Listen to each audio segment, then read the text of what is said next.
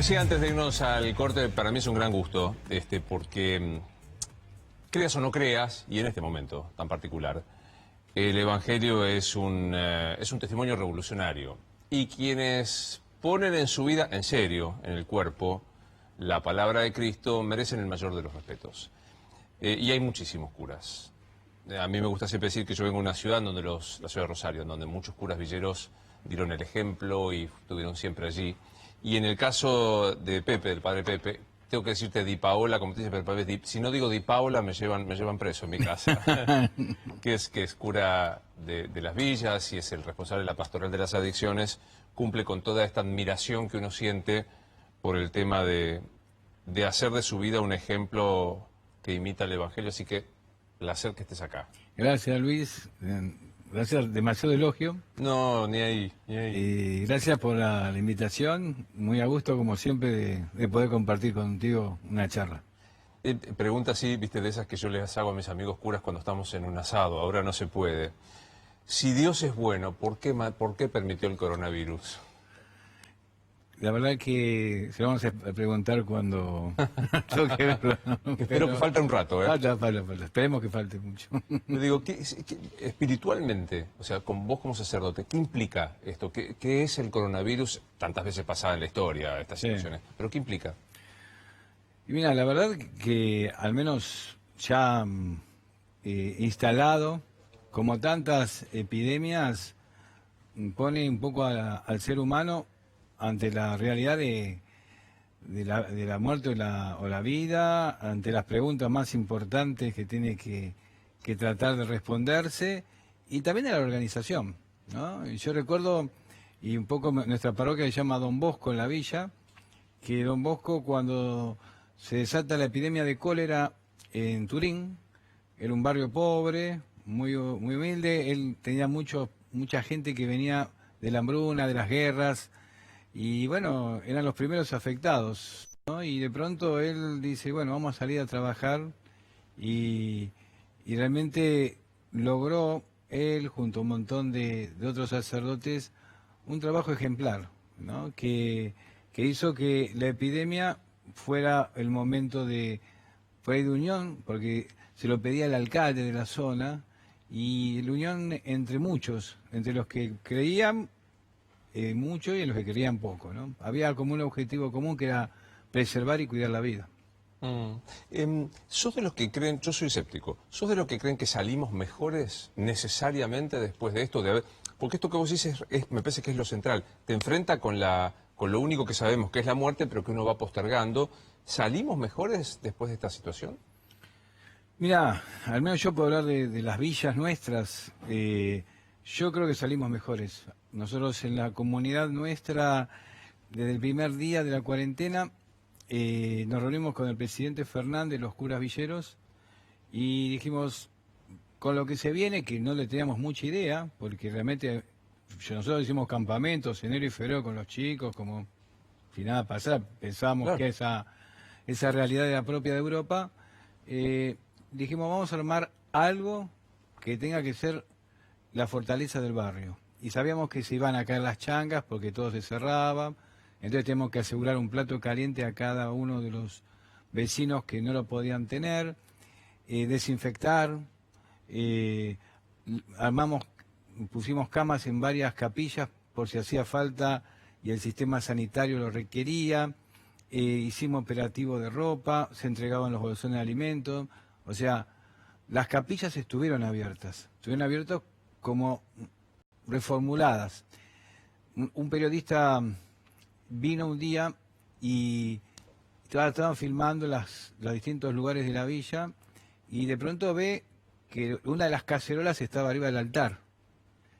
Y me dicen, pero Pepe, ¿no te dicen nada las personas que vienen a misa que la cacerola esté sobre el altar? Y lo que pasa es que acá las que cocinan y las que lavan son las que ven la misa. O sea, en el barrio nuestro sí, realmente creo que vamos a salir fortalecidos porque hubo una decisión comunitaria fuerte. Y creo que a nivel general, si la gente se da cuenta, esto que hablábamos recién, Luis, era la muerte o la vida, por qué le pasó a de nuestro equipo de cura de las villas, se murió Bachi, el padre Bachi. Y vos decís, me podría haber pasado a mí, le pasó a él. Y bueno, nos tocó a todos de cerca. Tenemos que valorar más la vida y saber que tenemos como una responsabilidad frente a la realidad que no la podemos delegar, es nuestra, en el lugar en donde estemos. Uno asume que todo el mundo sabe en qué villa trabajas. Contá un poco dónde estás trabajando. ¿Dónde está la parroquia Don Bosco? La parroquia Don Bosco está en las villas de José León Suárez, partido de San Martín, agarra lo que es el cordón del Reconquista, del Camino del Buen Aire, y tenemos 5 barrios que atendemos. Es una villa bastante grande, porque está Carcova, está Villa Curita, está Villa 13 de Julio y otras más. Y trabajamos con otros sacerdotes que también están en la misma zona, con otras villas más, ¿no? Es un lugar bastante grande. ¿Más o de cuánta gente? Y mira, al menos en nuestra parroquia calculamos arriba de 50.000 personas fácil, porque las villas en la provincia están más en una planta baja y a lo sumo un primer piso, ¿no? No es como en Capital, que en poco espacio, como cuando estaba en la 21, ¿no? Claro. En poco espacio tenés que pensar que hay una densidad de población muy grande. Claro. Totalmente. Uno ve estadísticas y las estadísticas yo a veces siento que amortiguan la tragedia, lo difícil. Es decir, el 50% de la gente en la Argentina es pobre. Mayra Arena, alguien que viene de la pobreza de Bahía Blanca, alguna vez hizo una charla diciendo ¿qué es ser pobre? ¿Qué es ser pobre hoy, Pepe? Y mira, yo creo que una de las cosas que a mí me parecen que son medulares en esto es el trabajo, ¿no? Es decir, no acceder al trabajo, el no poder vivir de tu trabajo, para mí es un signo de la pobreza más grande. Porque yo tengo 58 años, cuando era chico viví una Argentina casi de pleno empleo, en donde uno dejaba un trabajo porque tenía la convicción y la seguridad que en poco tiempo agarraba otro. Hoy la gente no tiene la oportunidad de tener un trabajo. Y creo que es el signo más duro de la pobreza, porque además genera todo un problema en los jóvenes que miran con cierta incertidumbre el futuro. Antes vos decías, bueno, termino la secundaria y me pongo a trabajar o a estudiar, era casi inmediato. Hoy día despierta mucha incertidumbre lo que es la capacitación, la desigualdad también en el conocimiento, ¿no? Y colegios que pueden tener acceso a una formación, colegios que no la tienen. Entonces, es muy importante el trabajo, al menos de parte nuestra, de dar las mayores posibilidades para que desarrollen las capacidades que Dios le regaló a la gente de nuestros barrios, ¿no? ¿Qué te pasa cuando escuchás no quieren laburar, les gusta vivir en la villa? ¿Qué te pasa con eso? No, que gustar vivir en la villa puede ser porque es el barrio de ellos. O sea, la gente a veces te dice, sí, quiere vivir en la villa. Y sí, sí, nació ahí, se crió ahí, quiere que ese lugar sea mejor y no me parece mal. Ahora, que no quiera trabajar, no es cierto. Que si le dan un trabajo y si lo capacitan también para ese trabajo, seguramente lo va a hacer. Tenemos mucha gente capaz, inclusive nosotros tenemos una escuela secundaria para jóvenes y adultos, y varios de ellos hoy están cursando en la Universidad de Hurlingham y en la Universidad del Museo Social, donde nos dieron becas. Y realmente hay un acompañamiento. Entonces, ese ánimo y esas ganas de progresar está en el corazón de toda la gente del barrio. Ahora, viste que es como un círculo vicioso, ¿no? Porque vos decís, no quieren laburar. Ahora, muchos de los que podríamos darle laburo, cuando te enterás que ven en las villas, no se lo das. Sí, mira, hay realmente una realidad que cuando en el documento ven que la dirección es sospechosa. Me pasaba en la Villa 21 que estaba dividido por manzanas. Entonces le ponían al principio manzana 21, casa 14. Después le empezamos a dar la dirección de la parroquia. Entonces, claro, si sumábamos a todos los que tenían documento en Osvaldo Cruz 3470, había un edificio como de... Era un conventillo... 50 pisos, más o menos. ¿Sentís que hay un odio de clase hacia los pobres? Yo creo que se puede llegar a dar cuando no hay esto que nosotros los curas villeros planteamos tantas veces, que es la integración urbana. Nosotros, cuando hablamos de integración, hablamos de que hay muchos valores en la gente de la villa que tiene que conocer la clase media y que realmente siempre la desvalorizó.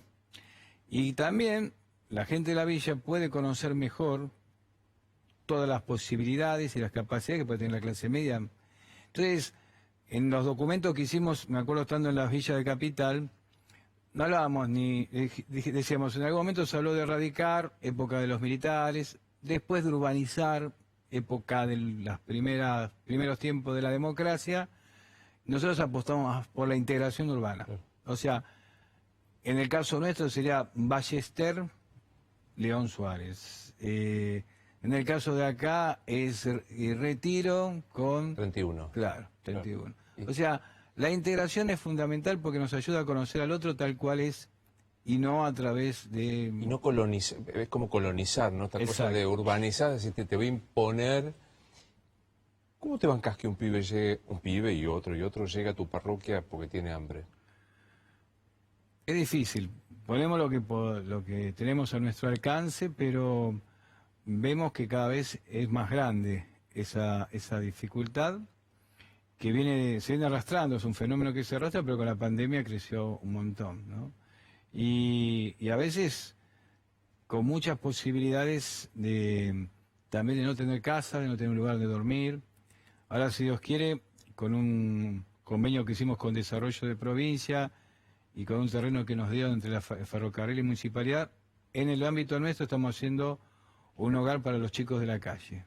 Tenemos para los chicos que se están recuperando de la droga, pero a veces en el centro nuestro, por ahí te vienen pibes que quieren recuperarse de la droga, los tenés, tienen psicólogos, tienen psiquiatra, es un equipo bastante armado, con acompañantes pares, pero después vuelve a la calle, a lo mejor. Entonces ahora vamos a tener la posibilidad de que tengan un lugar donde vivir, donde bañarse, donde comer y bueno, lo que llamamos casa de primer umbral, ¿no? ¿Cómo te la bancás vos a eso? Yo digo, yo trato de pensar, y no se puede, de un pibe de 6, 7 años que viene, pues no tiene dónde estar, pues no tiene que comer, y llega, digo, ¿cómo te armás vos el alma para bancar eso?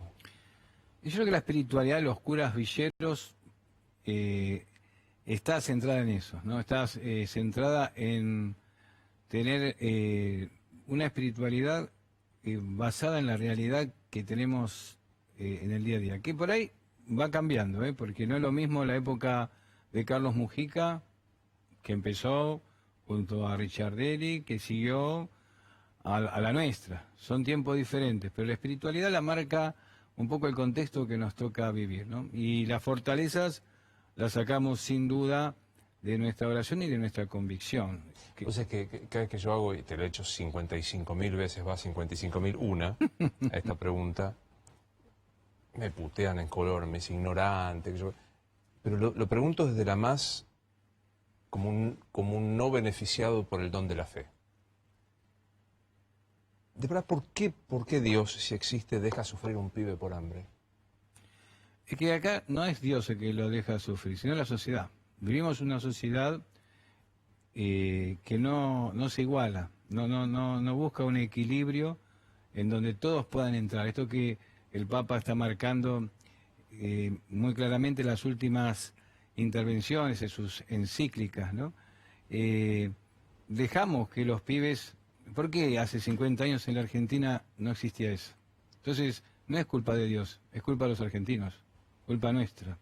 Creo que hemos hecho de una Argentina que era más justa a una Argentina realmente injusta, que al contrario ofende a Dios, que no seamos capaces en un país que tiene tantas condiciones como el nuestro, de que los chicos no tengan lugar donde estar, lugar para estudiar, hacer deporte, etcétera, ¿no?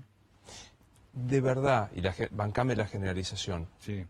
¿a los políticos les importa la pobreza o es una herramienta más para hacer su carrera política? No, debo pensar que les interesa. Algunos los conozco, sé que les interesa, pero creo que les falta más contacto con las clases humildes. No es solamente ir a un rato y ver qué pasó. Tienen que tener más contacto real, así como nosotros como curas villeros, no es que vamos y hablamos de la villa. Vivimos en el barrio, estamos en el día a día, charlamos como un vecino más. Podemos hablar como un observatorio dentro del mismo lugar, ¿no? Y nuestras respuestas van a ser tanto espiritual como social en base al contacto que tenemos con la gente. ¿Le falta calle? Y claro, yo creo que el ambiente político, el ambiente intelectual en general, le falta ese contacto. Y por eso después las respuestas que se dan muchas veces no son las palabras de nuestra gente, ¿no? Claro. ¿Dónde naciste? Nací en Bursaco, en Almirante Brown. ¿Y cómo era tu familia? Mi familia, mi papá que murió hoy justo hace 3 años, y mi mamá, y somos 3 hermanos. ¿Clase media, laburantes? Clase media. Sí. ¿Qué hacían los viejos? Mi viejo trabajaba de oficinista en el Banco Central y después estudió de médico mientras trabajaba y se recibió de médico. Y bueno, mi hermano y yo fuimos cuando se recibió, así para él fue todo un esfuerzo muy grande, para mi mamá también, porque éramos 2 pibes chicos. Imagínate estudiar medicina mientras jugábamos a la pelota, hacíamos... Qué genio. Sí, no, fue un tipo bárbaro. ¿Y se bancaron que fueras cura? Sí, les costó, sobre todo a mi mamá, al principio, que era la más católica de todas, le costó. Mi viejo, no, enseguida me pareció, bueno, si hiciera lo que a mí me gustaba, pero después no, cuando se dieron cuenta de que uno sigue siendo el mismo, por ahí el temor que tenía siempre era el cura un poco lejano, en el caso, y decir, bueno, a ver si me lo cambian, una cosa así, ¿viste? De pronto te das cuenta que es el mismo hijo que... Entonces, bueno, ahí empiezan a aflojar. Un cura amigo de Rosario, que también es cura de la Opción por los Pobres y de las villas, la madre le decía, hace falta tanto. Encima era ¿Por qué laburás en las villas? Mira, la verdad es que yo tenía compañeros de curso que trabajaban mucho en la villa. Yo estaba en parroquias comunes, trabajaba mucho con los jóvenes, con los chicos, pero después Bergoglio me manda a San Pantaleón, ahí en Mataderos, y ayudar a atender la villa de Ciudad Oculta. Ahí empecé. Yo pensé que me iba a quedar en Ciudad Oculta, pero se fue el cura de la Villa 21 a la Villa 20, quedó libre y Bergoglio me puso en la 21. Y ahí quedé. Y de ahí te tuviste que ir cuando fue el episodio de los narcotraficantes. Exacto. ¿No? Que te amenazaron. Fue una amenaza y yo me quedé 1 año y medio más o casi 2, pero después empezaron a molestar a la gente que me rodeaba, catequista, trabajador social, y yo solo iba a saber que si les pasaba algo era por eso. Y bueno, así que con el dolor del alma, porque la verdad es que fue una decisión complicada para mí, pero le dije a Bergoglio, me parece que me tengo que ir porque algo le puede pasar a la gente que yo quiero. ¿Te llegaron a amenazar de muerte? Sí, sí, sí. A mí y después a molestar a la gente que rodea. ¿Y cómo fue esa amenaza? Esa amenaza fue afuera del barrio, que yo tenía un centro juvenil, venía en bicicleta, yo manejaba en bicicleta, ahí entre Pompeya y Parque Patricios y Barracas, y me pararon. Yo pensaba que era para preguntarme, porque era marzo más o menos, marzo-abril, con el comienzo de las clases de la escuela de oficio.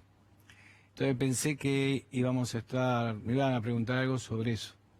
Y me dijeron que cuando nosotros habíamos hecho un documento que era la droga en las villas despenalizada, de hecho. Y lo sintieron como un ataque. Claro, una especie de...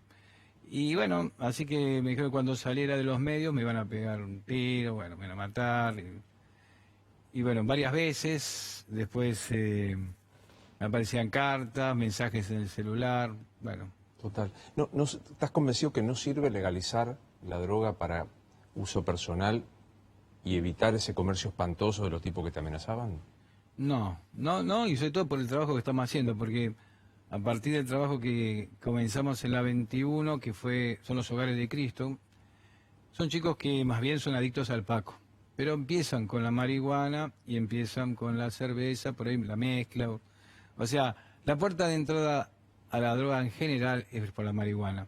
Y no es la marihuana del tipo que por ocio se fuma un porro, por así decirlo. Por eso a mí me parece que la legalización no es el camino, tampoco es la persecución, ¿no?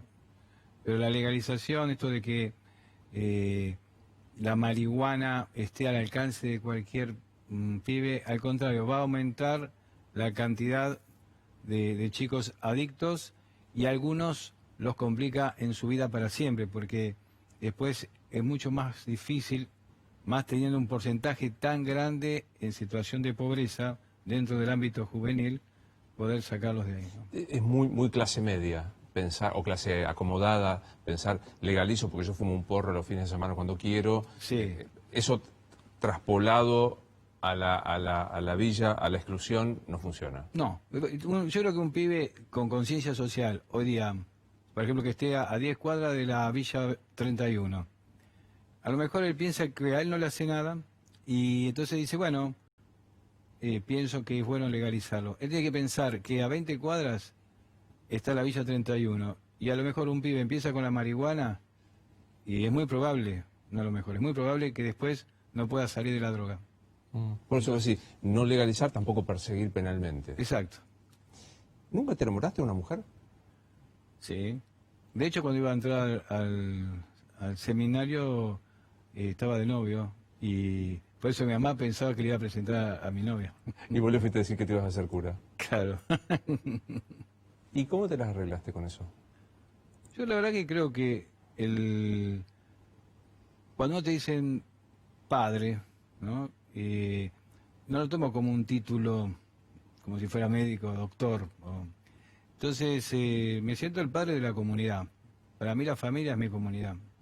Y bueno, esté donde esté, estuve en la Villa 21, estuve en Santiago del Estero, y ahora siento que mi familia es la parroquia de San Juan Bosco. Y bueno, desde el viejito, la viejita, los jóvenes, los chicos, Pibe. a todos ellos tengo que entregar mi vida. Y el día de mañana tengo que ir a otra villa, lo haré en ese lugar. A ver cómo te lo pregunto televisivamente. ¿Y el día a día, el placer, lo que el cuerpo te pide? Uno encuentra la felicidad en aquellas cosas donde pone el corazón, ¿no? Y ahí es donde la mente se juega lo fundamental del equilibrio de uno. Entonces, si uno pone el corazón en aquellas cosas que para uno son las cosas de Dios que tienen que darse acá en la tierra, en ese andar uno encuentra el equilibrio. La felicidad se encuentra en donde uno pone el corazón. Sí. Procederé a afanarte la concita, pero Sí. te voy a afanar la frase como corresponde. Es un momento muy particular porque es obvio, se está batiendo el aborto y asumo tu posición. ¿Qué te pasa? Contame qué te pasa con el tema del aborto. Yo creo que es una desubicación hoy día plantear el aborto. O sea, me parece que además no es un debate lo que hay, sino que es una puesta en escena. Porque no digo que no se hable del aborto, pero en medio de esta pandemia en donde nosotros estamos trabajando y armando comedores, donde le entregamos la vianda al abuelo casa por casa para que no salgan, donde estamos preservando y cuidando la vida, ¿por qué tenemos que en 10 días decidir un tema que es tan importante? Me parece que se lo dijimos a Macri, porque yo hablé en la Cámara de Diputados en el 2018, y lo digo ahora porque yo no cambio de acuerdo a quien esté en el gobierno estos conceptos. La identidad nuestra es así. Y entonces me parece que podría haber un debate muy grande, podrían haber pasado el año que viene, que se encuentre la vacuna, que podamos descansar de todo esto que estamos trabajando en serio nosotros en los barrios, digo nosotros y un montón de gente más, ¿no? Y después hacer un debate serio. El otro día, intercambiando cartas con el Papa Francisco, decía, Pepe, es un problema humano. ¿Hay vida o no hay vida? Tiene que haber una discusión seria de científicos. no se discute en serio científico. Fíjate lo que decía el ministro, es un fenómeno. Y si fuera vida, dice, es el genocidio más grande de la historia. Entonces, realmente lo están tomando muy a la liviana. Yo te tomo, bueno, vos sabés cuál es mi posición y me encanta poder escucharte y tratar de aprender lo que vos estás diciendo, ¿no? Pero yo digo, es cierto, estamos en medio de una pandemia, concédeme que hace años, décadas, siglos, que el tema está ahí, las mujeres abortan, y concédeme que el debate nunca es el tiempo, para los que no creen en esto, nunca es el tiempo, siempre hay alguna excusa para no hacerlo. ¿No te parece que hay derecho a que las mujeres tengan el derecho a elegir? Yo creo que hay dos temas. Una es, si hay vida, hay una persona que tiene todo el derecho a nacer, si hay vida. Por eso es importante una discusión fuera de... Yo digo, por ejemplo, Macri lo tiró cuando... Siempre viene el Fondo Monetario Internacional, ¿no? Hay una coincidencia muy importante, porque Macri lo instaló cuando vino la Lagarde, en aquella época. Ahora, ante la visita del Fondo Monetario, que sabemos que tienen todos los organismos de préstamo una intencionalidad que tiene que ver con la reducción de la población. Viene de la época de McNamara, viene de la época de Kissinger, están las discusiones de Perón con Kissinger, que hay inclusive grabación, me acuerdo de Neustadt entrevistándolo a Perón. Entonces, hay toda una historia de los organismos de préstamo y que instalan una agenda en los países a donde van, y dentro de ese paquete sin duda está esto. Pues es que el aborto es una discusión propia de organismos multilaterales que quieren reducir la población. Sí, es parte de eso, pero además está escrito. Vos si lees los informes de Kissinger o lees los informes que se dan antes de Kissinger también, de Rockefeller, parten de ahí. Entonces, digo, sí. Pero no es lo único. Yo lo que digo es, yo no estoy en contra del debate.